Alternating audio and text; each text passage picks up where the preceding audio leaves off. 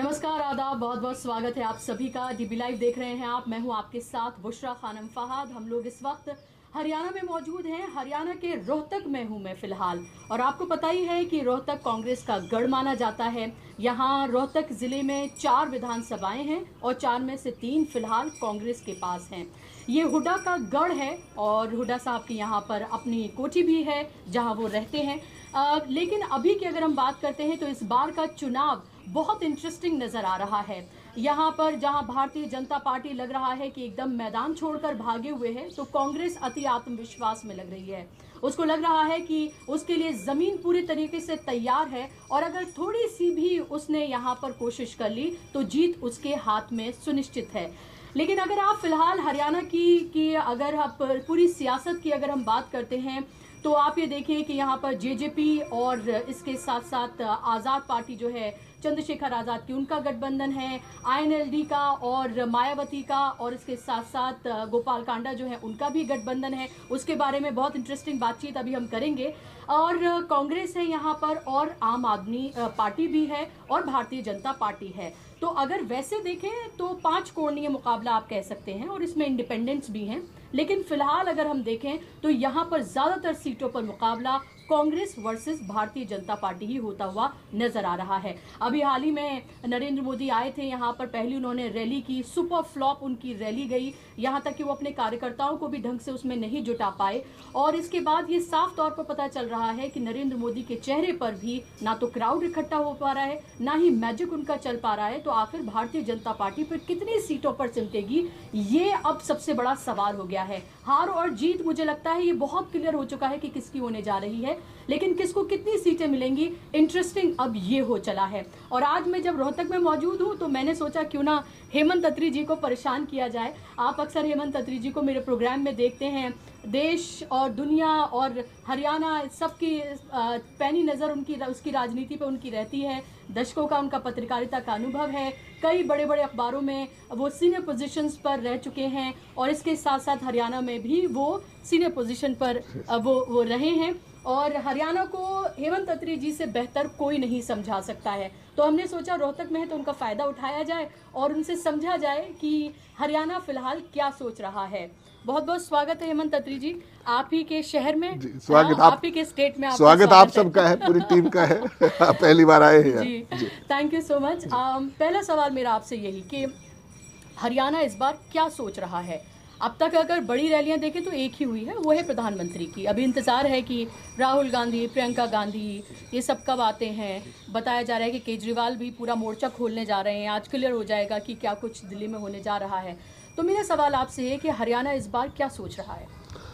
देखिए बुशरा जी, आप भी लगातार घूम रही हैं, इससे पहले भी आप हरियाणा में आई थी और भी थी। एक बात तो बड़ी स्पष्ट है इस बार कि हरियाणा के लोग अगर किसी खेल में ना फंसे, खेल बहुत हो रहे हैं, खेल में ना फंसे, जात पात में ना फंसे और कुछ आखिरी पल में अप्रत्याशित नहीं हो गया, जो कि अप्रत्याशित करने की कोशिश लगातार हो रही है। आपने देखा होगा तमाम तरह की साजिशें, षड्यंत्र, समीकरण और सारी चीजें। तो हरियाणा के लोग, एक बात तो बड़ा लग रहा है अपेरेंटली कि बदलाव के मूड में है। 10 साल से भारतीय जनता पार्टी की सत्ता है, तो इस बार पहली बार आपको लगेगा कि बदलाव भी एक खास तरह का बदलाव है।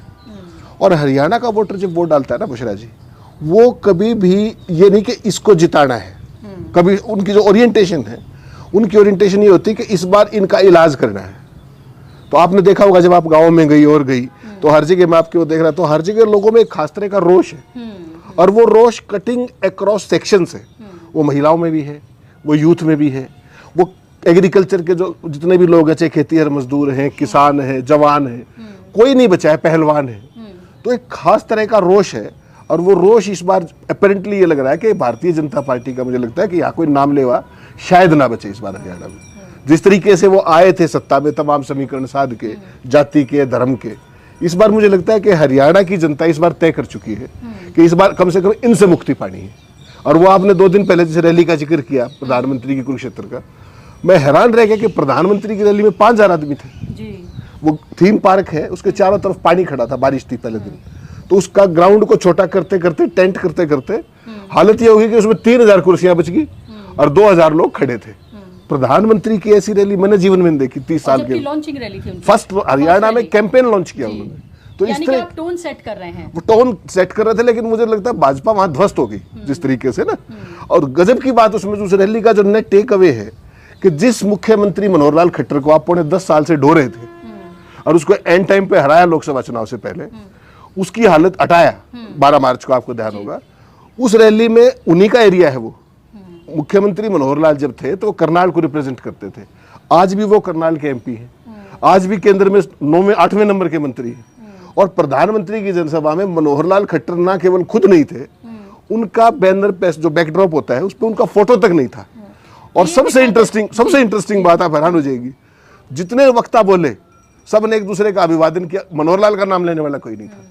तो इससे आप समझ सकते हैं कि भारतीय जनता पार्टी की मन स्थिति अपने ही मुख्यमंत्री को लेकर के क्या हो सकती है। वो हरियाणा के लोगों ने देखा, उसका एक लाउड एंड क्लियर ब्रॉड मतलब मैसेज गया अक्रॉस द लाइन पूरे हरियाणा में। और ये एक तरह की यूज एंड थ्रो की जो भारतीय जनता पार्टी की पॉलिसी है वो सिर्फ दूसरे दलों के लिए नहीं है, मुझे लगता है वो अपने नेताओं के लिए भी है।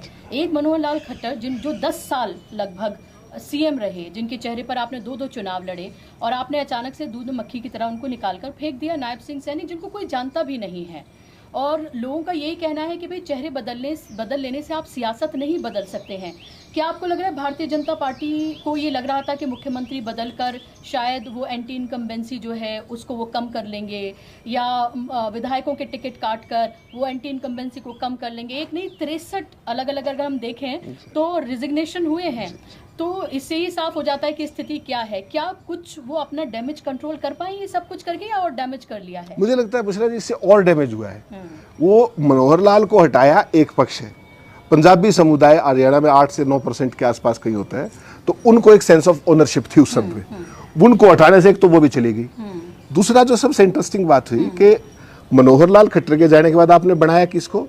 नायब सिंह सैनी को, जो कि बेसिकली ओबीसी चेहरे को रिप्रेजेंट करते हैं। ओबीसी हैं वो, सैनी बिरादरी से आते हैं। उनके साथ देखिए आप, ना तो उनके पास अपना स्टाफ है, वो ये मनोहर लाल का स्टाफ यूं का यूं, मतलब पर्सनल स्टाफ भी मनोहर लाल का है। उनको कोई जानकारी नहीं है। वो कह रहे हैं मैं करनाल से लड़ूंगा, पार्टी कह रही है लाडवा से लड़ेंगे। 10 बजे जर्नलिस्टों को कह रहे हैं कि चुनाव जो है आज घोषित नहीं होगा। दोपहर 2 बजे आपको ध्यान होगा, मैं और आप जब बात कर रहे थे, 2 बजे घोषणा होगी कि हरियाणा में चुनाव है। तो मुख्यमंत्री को ना तो अपनी कुछ सीट का पता, ना अपने स्टाफ का पता, ना अपने स्टेट में चुनाव का पता, तो बेचारा खड़ा हुआ मुख्यमंत्री है फिर वो। और जो सारे के सारे शॉट्स है वो Manohar Lal is calling the shots. Delhi बैठ करके स्टाफ सारा उनका, सीएम सेक्रेटरीट उनका, he is calling the shots. तो मनोहर लाल को हटा करके नायब सैनी को लाए तो वो खड़ा हुआ मुख्यमंत्री साबित हुए।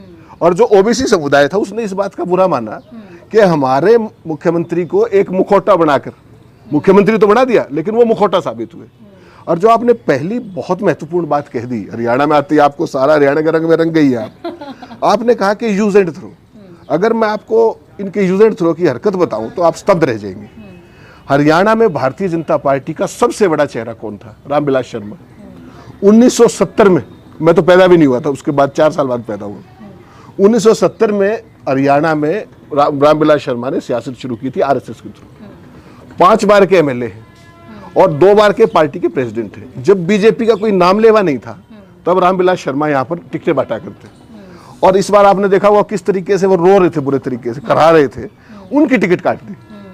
और 1991 में अध्यक्ष थे वो। 2014 में भाजपा पहली बार हरियाणा में सत्ता में आई अपने दम पर।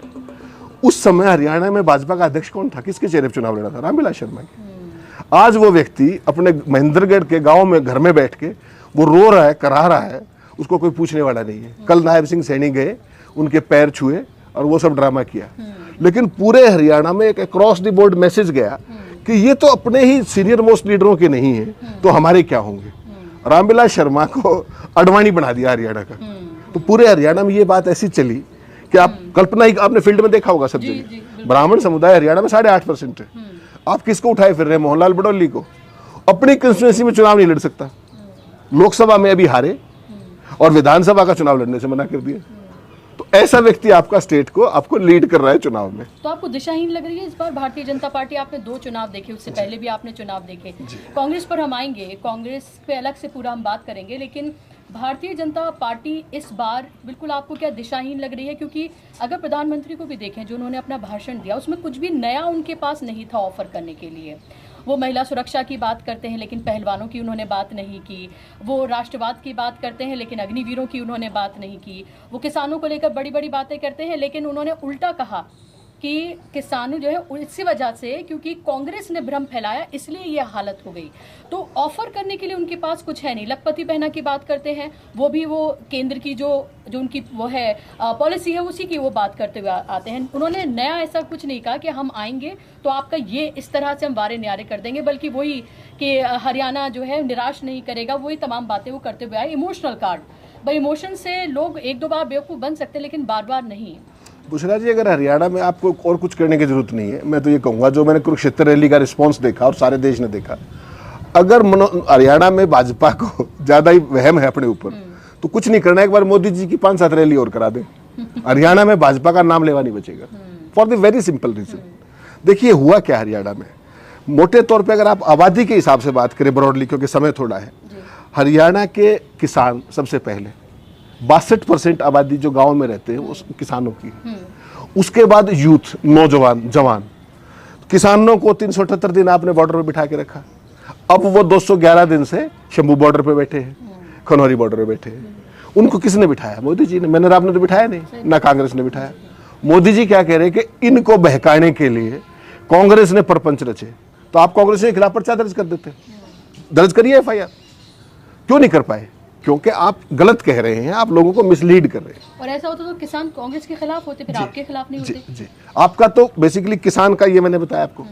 जवान को देखिए, आपने हरियाणा में देश की फौज में हर 10वां जवान हरियाणा का है, उसको आपने अग्निवीर बना दिया, ठेके का सैनिक 4 साल में। फिर पहलवान, यूथ और पहलवान, हरियाणा के पहलवान पूरी दुनिया में छाए हुए हैं।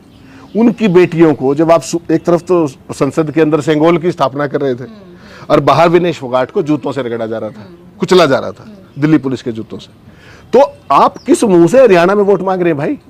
विनेश फोगाट एक महिला नहीं है, एक खिलाड़ी नहीं है, वो हरियाणा की आन बान और शान का प्रतीक है, महिला अस्मिता का प्रतीक, महिला सशक्तिकरण का प्रतीक है। और उसके साथ आपने वो क्या कह रही थी ये जानना बड़ा जरूरी है। हरियाणा के लोग, जो प्रधानमंत्री जो मिसलीड करते हैं, विनेश फोगाट मांग क्या रही थी? विनेश फोगाट ये कह रही थी कि साहब इन बच्चियों के साथ जाती हुई है, आप इनकी एफआईआर करके इसकी जांच कर लीजिए। क्या प्रधानमंत्री की दिल्ली पुलिस ने एफआईआर दर्ज की? जवाब है ना। एफआईआर तो कोई भी आप यहां से मेल कीजिए, आपकी एफआईआर हो जाएगी। एफआईआर दर्ज नहीं हुई और सुप्रीम कोर्ट से आदेश के बाद एफआईआर दर्ज हुई, तो आप प्रधानमंत्री की मंशा सोच सकते हैं कि हरियाणा की बेटियां न्याय मांगने गई थी, वो यही तो कह रही थी कि आप एफआईआर करके हमारी जांच कर दीजिए, उसमें भी आपको मंजूर नहीं। और उसके बाद ब्रिजभूषण शरण सिंह अभी तक भी आप ये देखिए खुला घूम रहे हो, खुला घूम नहीं रहा है, खुला चुनौती दे रहा है। और भाजपा की जो 2-4 सीट आ सकती हैं उनका भी मटिया मेट करने में लगा हुआ है। कह रहा है कि अगर पार्टी मुझे कहेगी तो मैं हरियाणा में जाके प्रचार करूंगा। हरियाणा में घुस के तो दिखा दे एक बार। हरियाणा वो हरियाणा नहीं है कि कोई भी मतलब आ जाएगा यहाँ पे।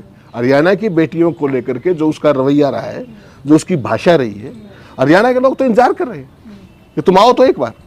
तो सवाल वो नहीं, सवाल ये कि प्रधानमंत्री ने जो कुरुक्षेत्र में कहा, वो हरियाणा के जो जख्म हैं उन पर नमक छिड़क रहे थे। वो किसान मूर्ख है क्या? 378 दिन आपने सड़कों में बिठा के रखा।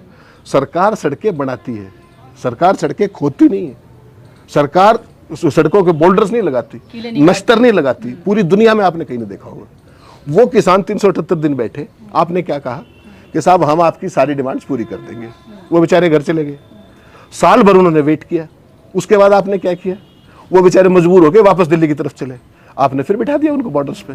750 किसान मर गए सड़कों पे, और तुम कह रहे हो कि मेरे लिए मरे क्या? ऐसा संवेदनहीन प्रधानमंत्री। और फिर वो हरियाणा जैसे प्रदेश में, जो इतना भावुक प्रदेश है, वहां वो आके वोट का भी मांग करते हैं। जो हरियाणा के किसान, पंजाब के किसान जो 3 कृषि बिल आए थे, उसी के खिलाफ तो गए थे ना। जो तुम्हारी चाल समझ गए, उनको कांग्रेस मिसलीड कर सकती है। कांग्रेस के पल्ले क्या है? खाते उनके बंद, नेता उनके बंद, तो सारी तो मीडिया सारा आपके कब्जे में। उसके बाद आप कह रहे किसानों को कांग्रेस ने मिसलीड कर दिया। आप पर्चा दर्ज कीजिए, करिए ना। तो वो हिम्मत नहीं है।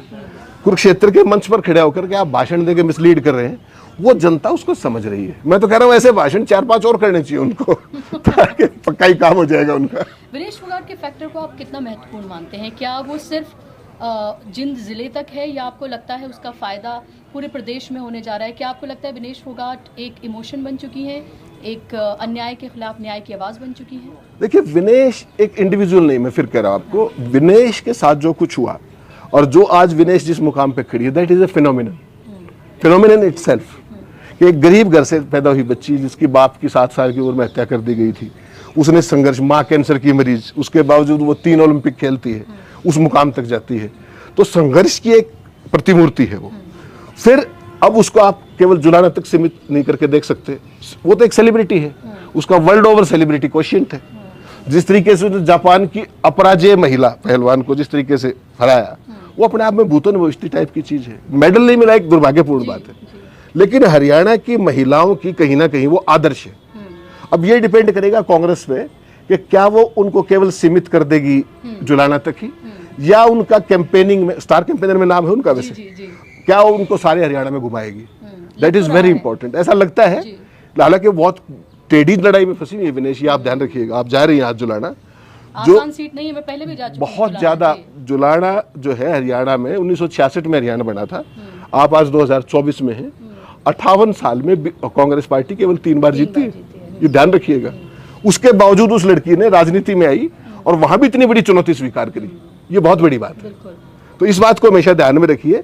लोग आमतौर पे आसान रास्ता चुनते हैं। विनेश को क्या ऑफर किया गया था कि आप दादरी में लड़ लीजिए, फोगाट वो है उसका गांव है, वो उसका गांव हालांकि बाड डैम पड़ता है, उसने सबसे मुश्किल सीट चुनी।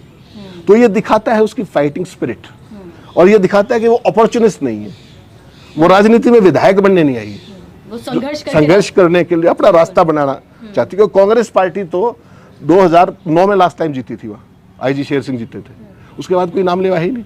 वहां तो जेजेपी जीत गई थी, बताइए। तो वहां पर अगर विनेश लड़ रही है तो उसके अपने मायने हैं। क्योंकि आपने जेजेपी की बात कर ली, मैं देख रही हूँ कि जो वीडियो मैंने देखा जहाँ पर दुष्यंत चौटाला खड़े हुए हैं खुद, और मतलब इतनी जिदारी से लोग कह रहे हैं कि आपने तो हमारे साथ धोखा किया है। और जब मैं जुलाना में मौजूद थी और जिंद में मैं मौजूद थी, तो वहाँ पर लोगों से जब आप बात करें तो उन्होंने कहा गद्दार है वो, कि हमने बीजेपी के खिलाफ उन्होंने हमसे वोट मांगा, हमने उन्हें इसलिए वोट किया, और वो जाकर उनकी गोद में बैठ गए और किसानों की एक आवाज़ जो है उन्होंने नहीं उठाई, बल्कि भारतीय जनता पार्टी के साथ रहे, सत्ता की मलाई चाटते रहे। इस बार कुछ लग रहा है आपको जेजेपी का, दुष्यंत चौटाला का, चाहे उन्होंने चंद्रशेखर आज़ाद से कि दलित वोट बैंक जो है, जो कि लगभग 21% है हरियाणा में, उसमें कोई सेंधमारी कर सकें, या फिर आपको अभी भी वो बी पार्टी ही लग रही है भारतीय जनता पार्टी की? देखिए बुशरा जी, इस बारे में पहले भी आपसे कई बार शोज में चर्चा हुई है। राजनीति कैसे नहीं करनी चाहिए, और वो भी हरियाणा जैसे प्रदेश में। अगर आपको ये सीखना है तो जेजेपी का पिछला केस स्टडी कर लीजिए। आपने चुनाव लड़ा कि हम भारतीय जनता पार्टी को यमुना पार करा के आएंगे, और जिस दिन परिणाम आया भारतीय जनता पार्टी का मेजोरिटी नहीं मिली, तो बिना मांगे समर्थन दे के आया दुष्यंत चौटाला, जाके अनुराग ठाकुर को साथ लिया और अमित शाह के घर पहुंच गए। मैं तो स्टूडियो में लाइव देख रहा था।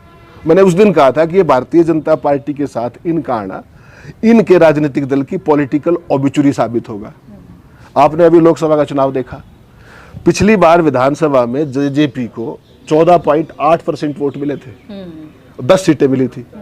इस बार विद इन 4.5 years आपको पता है कितनी टिकट सीट मिली उनको? ये पार्लियामेंट के चुनाव में 0.87% वोट और 10 की 10 सीटों पर जमानत जब्त। और जो लोकसभा सीट हिसार है, जिसमें दुष्यंत की खुद की सीट आती है उचाड़ा, वहां उनकी माताजी नैना जी की जमानत जब्त होगी। ये आपको मैंने आपके टीवी स्टूडियो उस दिन कार्यक्रम में भी कहा था कि हरियाणा के अंदर दुष्यंत चौटाला का इस बार खाता भी नहीं खुलेगा। वो किसी से अलायंस कर ले, वो सबको ये पता है कि अलायंस भी कौन करवा रहा है, वो अलायंस भी बीजेपी करवा रही है, ये समझना पड़ेगा। और कल अभय चौटाला की तो मुट्ठी खुल गई। अभय चौटाला ने घोषणा किसकी की? जो गोपाल कांडा की पार्टी के साथ और बसपा के साथ उनका ऑलरेडी अलायंस था। अभय सिंह उनके घर गए, घोषणा करी कि भाई अब हम इकट्ठे लड़ेंगे। और कल संडे को क्या कहा गोपाल कांडा ने कि हम भाजपा की हैट्रिक बनवाएंगे। तो जो हाल दुष्यंत का किया गया था, उसी साजिश के तहत गेम तो ये था कि कांग्रेस पार्टी हरियाणा के लोगों को देखिए गुमराह कीजिए, जितनी ज्यादा जगह पे वोट गिरेंगी कांग्रेस की उतनी कमजोरी आएगी। हिस्टोरिकली आप देखेंगे 66 से आज तक बीजेपी हरियाणा में कांग्रेस से आमने सामने में कभी जीत नहीं सकती, कभी भी। पॉलिटिकल सिचुएशन ऐसी है, पॉपुलेशन का डेमोग्राफी ऐसा है, कास्ट कॉम्बिनेशन ऐसे है। तो बीजेपी कैसे जीतती है?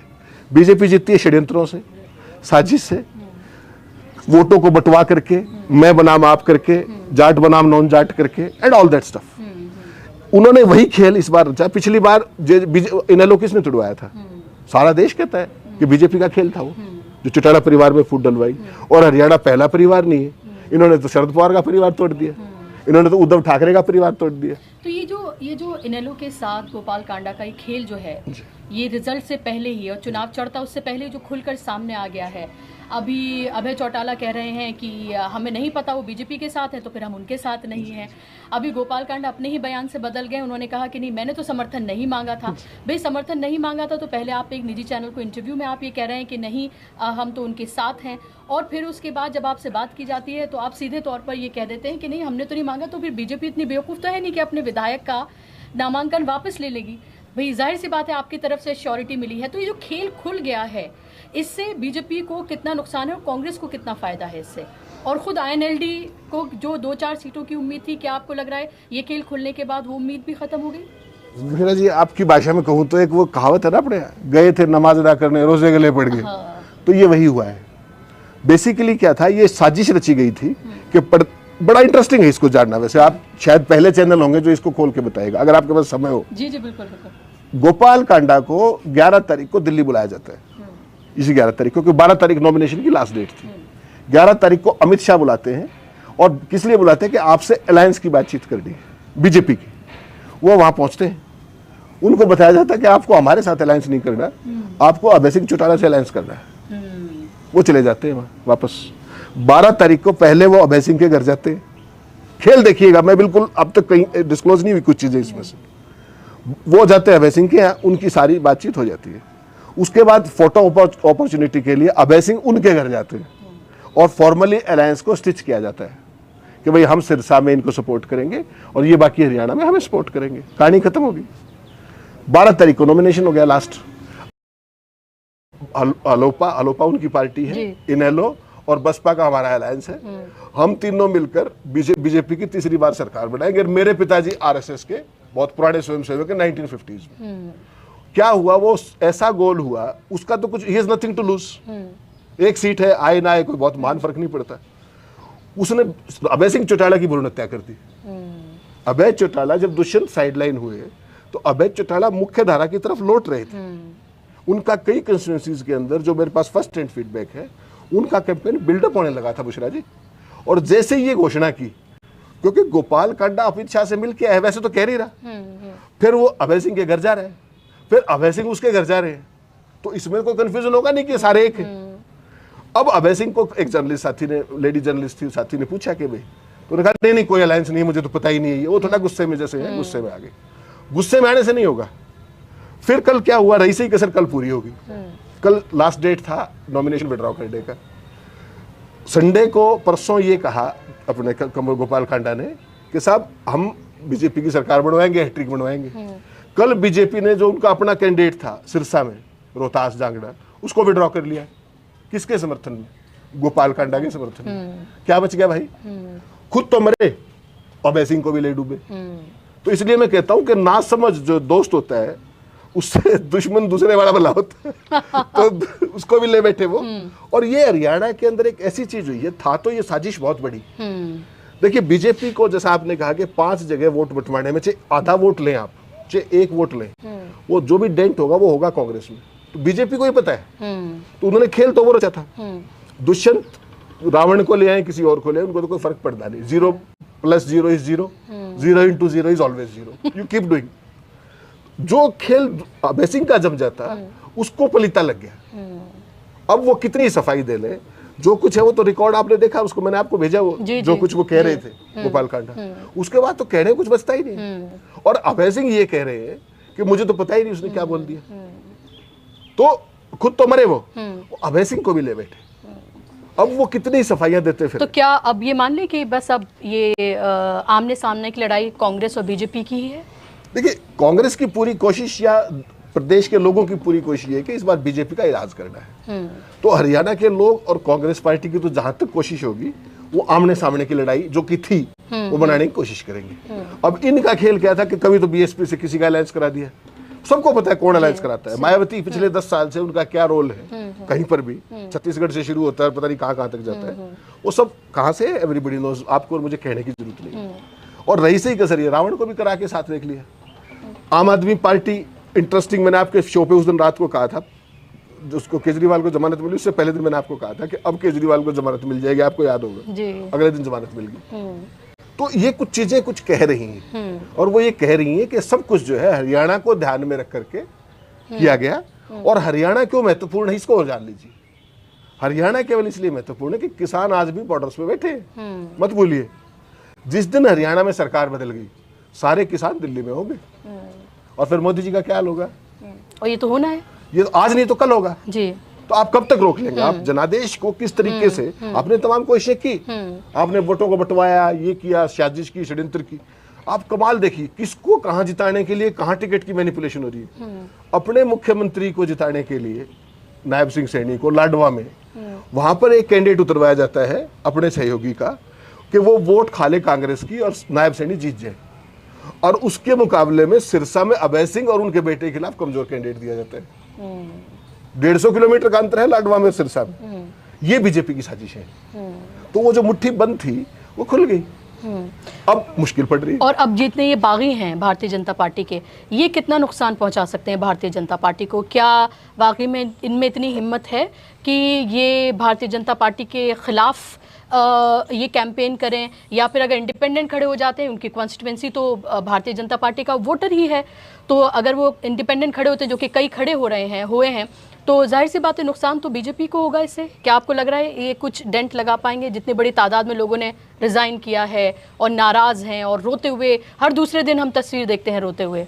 बुशरा जी, एक बात आपको माननी पड़ेगी कि भारतीय जनता पार्टी कुछ भी कहिए आप, आरएसएस से निकल के आती है। उसका गोमुख जो है, गंगोत्री है, वो आरएसएस है। और आरएसएस का जो काडर होता है वो कभी भी कैंडिडेट नहीं देखता, वो ये देखता है कि पार्टी क्या कह रही है, संगठन क्या कह रहा है। दूसरा, जो इनके लोग बगावत करके आ भी गए हैं 28-30, उसमें सावित्री जिंदल भी बागी है जी। उसमें वो काद्यान जो है, देवेंद्र काद्यान जो मनोहर लाल का नवरत्नों में है, वो गन्नौर में इंडिपेंडेंट लड़ रहा है। तो कुछ जो लोग जो आरएसएस के हैं, बागी हैं, उनके तो पल्ले कुछ है नहीं। जो काडर के हैं तो काडर तो जहाँ पे ऑफिशियल कैंडिडेट होगा वहां जाएगा। सावित्री जिंदल ना तो कभी काडर की थी, ना उनको काडर से लेने देना, वो इंडिपेंडेंट खड़ी है। उनका वो सर्टेनली बीजेपी को नुकसान पहुंचाएंगी अपने हिसार के अंदर। ऐसे ही कुछ सिलेक्टिव सीटें हैं, जो लोग जैसे मान लीजिए 30 बागी खड़े बीजेपी के, उनमें से 6 या 7 ऐसे हैं जो अपने काडर से नहीं आते, तो वो उनको काडर के संविधान और धाराएं भी उन पर लागू नहीं होती, तो वो जो मर्जी आए वो करेंगे। तो वो एक अलग पक्ष है। बाकी मोर और लेस, जैसे रामविलास शर्मा इतने बड़े नेता थे, नॉमिनेशन भरा, चुपचाप उठा लिया, क्योंकि वो काडर से आते हैं, लोकलाज है, आंखों की शर्म है। वही चीज राजीव जैन के साथ हुई सोनीपत में, चुपचाप हो सकता है फाइलें खुलने का डर हो। फाइलों का तो चिट्ठी जारी कर दी चीफ सेक्रेटरी कि पर्चा दर्ज कीजिए।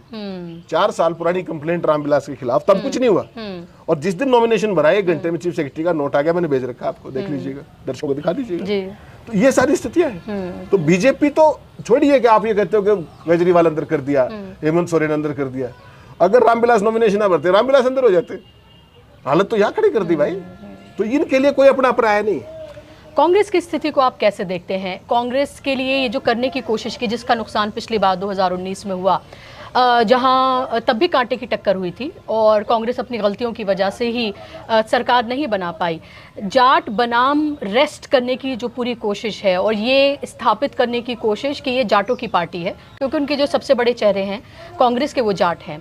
क्या ये स्थापित करने में कुछ हद तक क्या कामयाब हो पा रही है बीजेपी इस बार? क्या आपको लग रहा है कांग्रेस को 36 बिरादरियों का समर्थन हासिल है?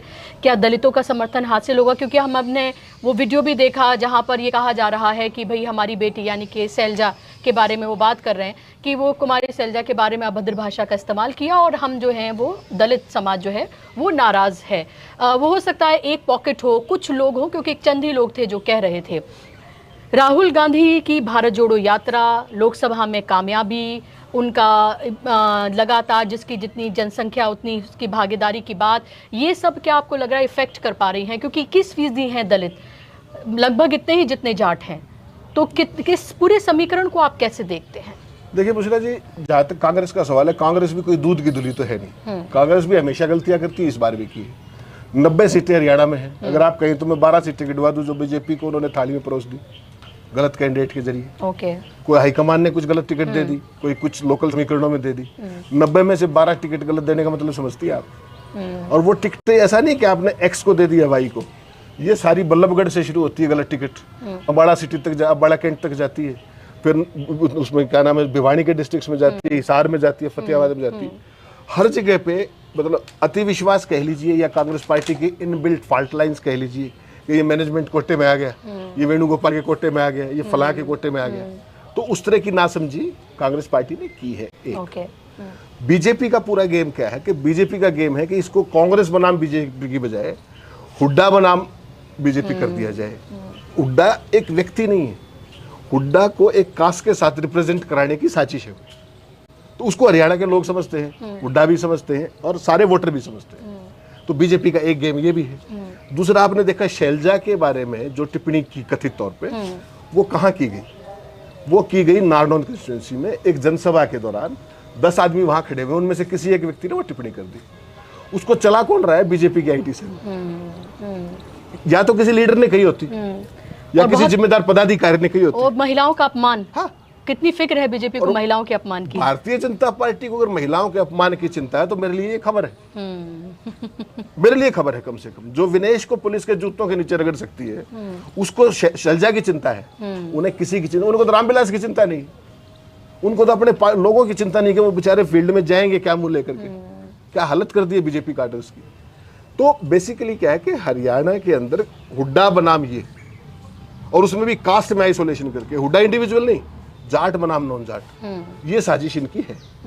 हरियाणा का आदमी इस बात को समझता है और इस चीज का इलाज बुशरा जी आपको याद होगा 19 में ही हो जाता। उसमें जो सारा खेल किया धरा किया वो आपको ध्यान होगा, अखबारों के और चैनलों के जरिए जो ये कहा गया कि 78 से 83 सीट आएंगी। वो जो फर्जी सर्वे थे, और मैंने उस दिन एनडीटीवी के स्टूडियो में कहा था कि अगर 40 से ऊपर एक भी आ गई बीजेपी की तो मैं जर्नलिज्म छोड़ दूंगा। 40 ही आई, 41 भी नहीं आई, 39 भी नहीं आई। लेकिन वो कांग्रेस का जो कार्डर था, कांग्रेस की जो लीडरशिप थी, वो घर बैठ गई। तो इसको मैं जनादेश की डकैती मानता हूं। और इस बार आप देखेंगे हिंदुस्तान में, आपने पिछले 5 साल में एक नया ट्रेंड देखा होगा। बीजेपी जहां भी चुनाव लड़ती है, अब की बार इतने पार, अब की बार उतने पार, दिल्ली में 400 पार, इस बार नहीं बोल रहे, इस बार कितने पार, इस बार नदियां पार। हाँ। तो हालत ये हो गई है इनकी कि they are not even able to bloody claim it. आप कहिए ना, आप यही कह दीजिए चलो हम सबसे बड़ी पार्टी होंगे, कहिए आप 75 पार तो भूल ही जाइए, बताइए कितने पार। तो वो क्या है? वो सेल्फ इन्फ्लिक्टेड इंजरी है। आपने कर्नाटक में यही किया, वहां क्या हुआ? आपने यूपी में किया था पार्लियामेंट के अंदर, 80 में से 80 कितनी आई? हरियाणा में तो बेचारों की ये भी कहने की हिम्मत नहीं है कि कितनी। तो वहां पर लाकर खड़े कर दिए। वो मैंने आपने नहीं किए, वो इनके अपने कर्मों ने किए। मनोहर लाल का जिस तरह की आत्ममुग्धता थी तो वो सुनते ही नहीं थे किसी को। एक गरीब महिला ने कहा कि साहब यहाँ एक फैक्ट्री लगा दीजिए, बच्चों को रोजगार मिल जाएगा चंद्रयान में। वो कहते हैं कि हम चंद्रयान में भेज देंगे आपको। अरे भाई, ये सत्ता यहाँ घुस गई, वो उसको भुगतेगा नरेंद्र मोदी। मैं फिर वही कह रहा हूँ, मूर्ख दोस्त। अब जब वो किसान दिल्ली जाएंगे तो रोक लोगे आप?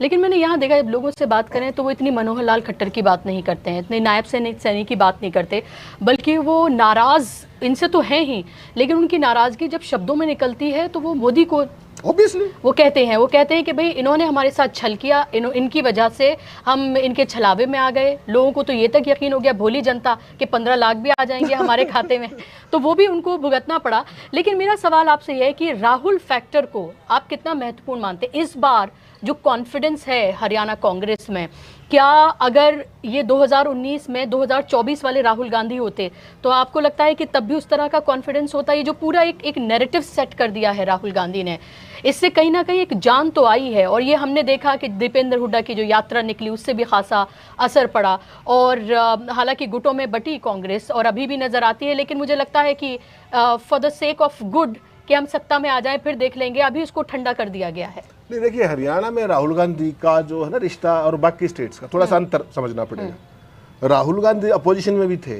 तो उनका आप रवैया देखिए हरियाणा के प्रति। लास्ट ईयर आपको ध्यान होगा वो कहाँ आए थे? झज्जर में अखाड़े में आए, बजरंग पुनिया के अखाड़े में 2 घंटे लगा के गए, पहलवानों के साथ डंड मार रहे थे, चूल्हे पे बैठ के खाना खा रहे थे। वो खेतों में वो औरतों के वहां साथ। पे तो आऊंगा मैं जी भी। जी। वो तो बड़ी इंटरेस्टिंग है। मतलब आम आदमी, आम पहलवान, गांव के बच्चे उनके साथ घुल मिल करके मैट पे कुश्ती कर रहा था महाराज। राहुल गांधी कुश्ती कर रहा था वहां, चले गए। उसके बाद ट्रक वालों के साथ बैठ करके पूरा हरियाणा नाप दिया। उसको भी छोड़ दीजिए, कुछ दलित महिलाएं जो बटाई पे खेती करती है गोहाना के अंदर, और हमारी ग्रामीण महिलाएं सारी सैकड़ों थी, ट्रैक्टर चलाया सुबह सुबह 2 घंटे गोहाना के खेतों में, उनके साथ गांव की वही खेत की उस पर बैठ के रोटी खाई, और उन सबको कहा कि आप मेरे घर दिल्ली आइए। वो सारी महिलाएं दिल्ली गई। कभी आपने सोनिया गांधी को डांस करते देखा है? प्रियंका गांधी को कभी डांस करते देखा है? उन सब महिलाओं को कांग्रेस पार्टी राहुल गांधी के बुलावे पर दिल्ली, वो पहली बार दिल्ली गई थी बेचारी, वो उनके घर लेके गई, वहां खाना खाया, वहां डांस किया। और सोनिया गांधी ने क्या कहा गोहाना की लेडीज को? उन्होंने कहा जैसे हरियाणा में ना हमारे टिपिकल बात करते हैं, तो सोनिया को कहा कि बहन जी आप इस छोरे की शादी क्यों नहीं करते राहुल की? तो उसने कहा मैं तो तैयार हूं, कोई लड़की देखो तुम। आप कल्पना कर सकती है ऐसा इंस्टेंट कनेक्ट? तो हरियाणा के साथ गांधी परिवार का जो कनेक्ट इस दौर में जो बना है जी। वो एक दूसरे लेवल का है। वो लोगों के साथ घुलने मिलने का है, एक आपसदारी के दर्द दुख बांटने का है। सबने पूछा, सोनिया ने सबसे पूछा आपके घर में कौन है, क्या नहीं। जब राहुल वहां खेतों में बैठ के ट्रैक्टर चला रहे थे तो उन लेडीज की बात कराई टेलीफोन पे प्रियंका से, आप क्या खाएंगी, मेन्यू भी पूछवाया। तो उस तरह की जो चीज है, हरियाणा का आदमी थैंकलेस नहीं है। हरियाणा का आदमी बेचारा सेंसिटिव है, भावुक है, वो बहकाए में आ जाता है जात धर्म के उसमें, इसके उसमें, फलाना बनाम फलाना के उसमें। आपने देखा तो शायद आप मेवात में क्या करवाने की कोशिश की जी, और हरियाणा के लोगों ने कितनी समझदारी की। तो सारा किया जरा खुद का था, वो लोगों के ऊपर थोपने की बात थी, अब उसका हिसाब होगा। तो बेसिकली हरियाणा की जनता को पता है उसे क्या करना है, केवल उसको सावधान रहना है इनकी साजिशों और षड्यंत्रों से। ये कल कह देंगे ब्राह्मण वर्सेस जाट, कहीं दलित बनाम फलाना। तुम्हें शैलजा की चिंता कब से होगी भाई? वो भूपेंद्र हुड्डा ने कह दिया कि वो मेरी छोटी बहन है और उसके बारे में कोई हल्की बात करेगा पार्टी भी नहीं रहेगा। क्या बीजेपी कह सकती है कि ब्रजभूषण नहीं रहेगा? कहे ना नरेंद्र मोदी, कह दे, कहे अमित शाह। तो ये बेसिकली एक कल्चर का फर्क है। चाल चरित्र और चेहरा जो आप कहते हैं वो आपका है नहीं। आप कहते कुछ है और प्रीच कुछ करते हैं और डिलीवर कुछ करते हैं। नेक्स्ट सीएम भूपेंद्र हुड्डा, या फिर देंगे कुछ वक्त के लिए भूपेंद्र हुड्डा और फिर सत्ता सौंपी जाएगी दीपेंद्र हुड्डा को? क्योंकि जब आप दोनों की रैली में जाते हैं, वो भी भावी मुख्यमंत्री और वो भी भावी मुख्यमंत्री, बाप और बेटे दोनों, तो ये जो है ये भी बड़ा इंटरेस्टिंग है एक्चुअली। लेकिन जाहिर सी बात है कि जिस तरह वो भी आला कमान के बहुत करीबी राहुल गांधी की टीम में, भूपेंद्र हुड्डा को देखें तो वो इंदिरा गांधी से लेकर और राजीव गांधी दोनों के ही बहुत करीबी रहे। वो जो 10-12 लोग थे उनमें भूपेंद्र हुड्डा का नाम था। तो जाहिर सी बात है कि उन्होंने एक बार फिर से स्थापित कर दिया इस बार कि वही सबसे करीबी हैं और उन्हीं की चलती, उन्हीं की तूती बोलती है। तो क्या हम माने कि इस बार अगर कांग्रेस की सरकार आती है, जिसकी उम्मीदें बहुत ज़्यादा हैं, तो भूपेंद्र हुड्डा को ही हम सीएम देखेंगे? देखिए, वैसे तो अभी तो वही बात है कि अभी तो रिजल्ट नहीं आए, बहुमत नहीं आया, कोई बात नहीं। एक हाइपोथेटिकल आज की तारीख में जो गिवन सर्कमस्टांसेस में जिस तरीके से पार्टी की टिकटें बटी हैं, 90 में से 72 टिकटें उनके कहने से दी गई हैं, और बाकी जिस तरीके से वो कैंपेन कर रहे हैं पैन हरियाणा, और इसमें तो कोई शक नहीं है कि हरियाणा के सबसे बड़े लीडर वही है, इसमें तो कोई किसी को कन्फ्यूजन है नहीं। जैसे ही सत्ता बहुमत आता है उसके बाद कांग्रेस में सीएम बनने का, एक सीएम चुनने का एक तरीका है, एक प्रक्रिया है। अगर मैं इतना कह सकता हूँ, कांग्रेस की सत्ता में आने के बाद नंबर 1 दावेदार सबसे प्रबलतम जो है वो भूपेंद्र सिंह हुड्डा है, और वो खुद ये कहते हैं कि ना मैं टायर्ड हूँ ना मैं रिटायर्ड हूँ। जब हुड्डा साहब खुद ये कह रहे हैं तो फिर दीपेंद्र का नंबर फिलहाल के लिए मुझे लगाई नहीं देता। वो ठीक है, पॉपुलर परसेप्शन के लिए आप भी कुछ कहें, मैं भी कुछ कहूँ, उससे कोई फर्क नहीं पड़ता। आज की तारीख में हुड्डा साहब कंटेंडर नंबर 1 है। सर्कमस्टांशियल जो चीजें सामने आ रही है, 90 में से 72 टिकटें, जिस तरीके की उनकी लीडरशिप है, जिस तरीके की उनका एक्सेप्टेबिलिटी है across cast line, across party, उसमें पूरे स्टेट के अंदर, तो मुझे लगता है कि वो हरियाणा के सबसे प्रबलतम दावेदार है, इसमें कोई शक नहीं है। बाकी तो देखो हाईकमान क्या करता है क्या नहीं करता, वो एक अलग बात है। और आखिर में सबसे मुश्किल क्वेश्चन आपसे है, अब आप सीटें दे दीजिए। बुशरा जी की ये दिक्कत है, बस ये वहां मारती है जहां पानी नहीं होता। देखिए बुशरा जी, अब मैं जो आपसे पहले लगातार बात होती है हमारी शो के दौरान भी, अदरवाइज भी, अभी तक हम ये था कि भाई अभी कैंडिडेट्स नहीं आए हैं, तो अब कैंडिडेट्स भी आ गए हैं। कल ये भी हो गया कि भाई विड्रॉल भी हो गए हैं। अब हमारे को एक क्रिस्टल क्लियर ये भी पोजीशन है कि भाई कौन बागी किसका खड़ा है, तो सीट वाइज भी एक बेसिक मिनिमम कर सकते हैं प्रोजेक्शन, ओवरऑल एक भी हो सकता है।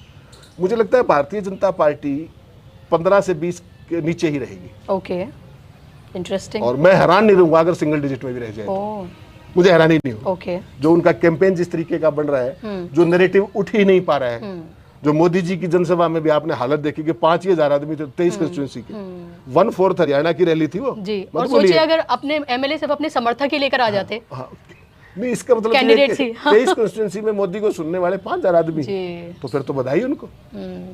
तो मुझे लगता है कि आज की तारीख में जो समीकरण जिस तरीके मल्टीपोलर ये वो सेटिंग फलाना समीकरण, वो उसको जिता देगा, वो उसको हरा देगा, लाइक दैट जो भी रणनीति बनाई गई है, उसमें मैक्सिमम जो बेस्ट पॉसिबल केस है उसमें 15 से 20। ओके। और worst case scenario, I will not be surprised if BJP is less than 10, okay. They are in single digit. तो ये बीजेपी की स्थिति है। कांग्रेस पार्टी का जहां तक हरियाणा में सवाल है, वो कहते हैं ना कि चढ़ती कला है, तो आज की तारीख में कांग्रेस चढ़ती कला में है। और मैं हमेशा से एक बात कहता हूँ, कांग्रेस को कुछ करने की जरूरत नहीं, सेल्फ गोल ना करें। 13 सीटों पर गलत टिकट वो ऑलरेडी दे चुके हैं, तो और सेल्फ गोल की गुंजाइश मतलब कम से कम करें, क्योंकि वो अपना गोल करने में बड़े माहिर हैं। तो बेस्ट और वर्स्ट दे दीजिए आप कांग्रेस मुझे का। लगता है कांग्रेस पार्टी वर्स्ट के सिनेरियो में आज की तारीख में 55 पे खड़ी है, वर्स्ट पे, और बेस्ट के सिनेरियो में they can be at their ever best, they may be at 70 also. Wow, okay. अगर आपको 2005 का चुनाव ध्यान हो तो 67 सीट्स आई थी, जो हरियाणा के 58 साल के इतिहास में बेस्ट थी कांग्रेस की परफॉर्मेंस। तो इस बार कांग्रेस वहां भी जा सकती है, क्योंकि चुनाव सीधा सीधा आमने सामने का है। जो ये अब जैसे अभय सिंह वाला जो खेल किया था वो जम गया था। अगर ये गोपाल कांडा वाला कांड ना हुआ होता तो बीजेपी कांग्रेस को दिक्कत आती, कुछ सीटों पे उस केस में 55 हो जाती। ओके। क्योंकि खेल ऐसा जमा दिया था कि लोगों को कंफ्यूज। बीजेपी का खेल क्या है कि 22% जाट वोट है, उनको कितनी जगह बंटवा सकते हो। एक कांग्रेस कुछ जेजेपी ले जाए, अब जेजेपी के तो पल्ले कुछ नहीं छोड़ा, तो कुछ अभय सिंह ले जाए, कहीं आम आदमी पार्टी का जाट कैंडिडेट हो वो भी ले जाए, तो वो सारा खेल रचा गया था। आपको लगता है दलित इस बार कांग्रेस को पहले से ज्यादा वोट करेंगे? क्योंकि हमने देखा 2000 पार्लियामेंट में किया। हाँ, बीजेपी की चिंता क्या है? बीजेपी रावण को कहां से लाई जेजेपी के लिए? बीजेपी कहां से लाई मायावती को इनेलो के लिए?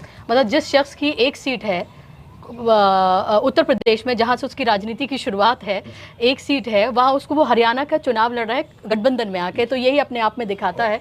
तो हेमंत अत्री जी से आज लगभग पूरे हरियाणा की सियासत, आगे क्या होने जा रहा है, अब तक क्या हो चुका है, क्या क्या पॉसिबिलिटीज़ हैं, मुझे लगता है कि इस कार्यक्रम को अगर आपने देख लिया तो फिर आपको कोई और कार्यक्रम देखने की ज़रूरत नहीं है, क्योंकि इसमें हरियाणा की पूरी सियासत, साजिशें, षड्यंत्र, कहाँ किसका पल्ला भारी, सब चीज़ एकदम खुलकर हमने आपके सामने रख दी है। कार्यक्रम आप पूरा आखिर तक ज़रूर देखिए, क्योंकि एक एक सवाल और एक एक जवाब बेहद महत्वपूर्ण है। बहुत शुक्रिया हेमंत अत्री जी, आपने समय दिया और एकदम खुलकर आपने तमाम बातों को रख दिया, और इसीलिए मैंने सोचा रोहतक आई हूं तो सबसे पहले आपके दर्शन, फिर उसके बाद आगे का काम होगा। तो बहुत शुक्रिया आपका कार्यक्रम का हिस्सा बनने के लिए।